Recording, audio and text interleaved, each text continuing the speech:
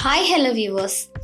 கொசு விரட்டி, கொசு லிக்விட், கொசு பிடிக்கிற மிஷின், கொசு பேட் இதையெல்லாம் தாண்டி கொசு வலையில தூங்குறதுன்னு ஒரு சின்ன கொசுக்கு எத்தனை முயற்சிகளை செஞ்சாலும் கொசுக்கடியிலிருந்து தப்பிக்கிறது சவாலாக தான் இருக்கு.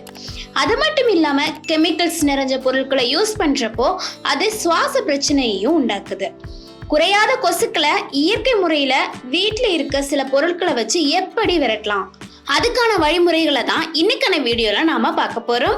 அதுக்கு முன்னால உங்க வீட்டுல கொசுவை விரட்டுறதுக்கு நீங்க என்னெல்லாம் மெத்தட்ஸ் ட்ரை பண்ணிருக்கீங்கன்னு மறக்காம கமெண்ட்ஸ்ல சொல்லுங்க.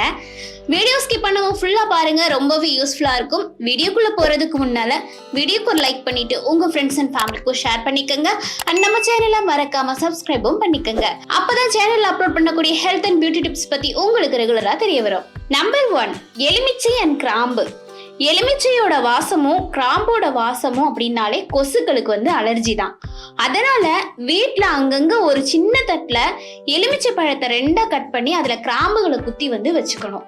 அந்த மணத்தால கொசுக்கள் வர்றது குறைய ஆரம்பிக்கும். நம்பர் 2, மெழுகுவர்த்தி.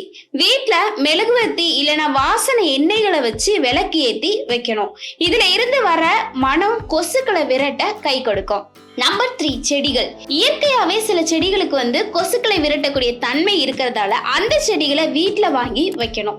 வீட்டுல சின்னதா வளரக்கூடிய புதினா, துளசி, லெமன் கிராஸ் மாதிரி செடிகளையும் வளர்க்கலாம். இன்டோரா வீட்டோட உட்புறத்துல வளர்க்கிற செடிகள்ல கொசுக்களை விரட்டுறதுக்குன்னு இருக்க செடிகளை வாங்கி வீட்டுல நாம வைக்கலாம். நம்பர் 4, பூண்டு ஸ்ப்ரே. பூண்டை தண்ணீர்ல கொதிக்க வச்சு அந்த தண்ணிய ஸ்ப்ரே மாதிரி தெளிக்கணும். கொசுக்கள் கண்டிப்பா வெளியேறும். நம்பர் 5, சோப்பு தண்ணி. சோப்பு இல்லைன்னா சோப்பு தூள் ஏதாச்சும் ஒன்று எடுத்துக்கிட்டு அதை தண்ணியில கலந்து ஒரு சின்ன பாத்திரத்துல எடுத்துக்கோங்க. அதை வீட்டோட ஒரு ஓரத்துல வச்சுட்டா வீட்டுக்குள்ள இருக்க கொசுக்கள் குறையிறத நாம உணரலாம். இந்த மாதிரி இன்ஃபர்மேட்டிவான விஷயங்களை பத்தி தெரிஞ்சுக்கணும்னா வாய்ஸ் ஆஃப் அபர்ணாவை மறக்காம சப்ஸ்கிரைபும் பண்ணிக்கோங்க.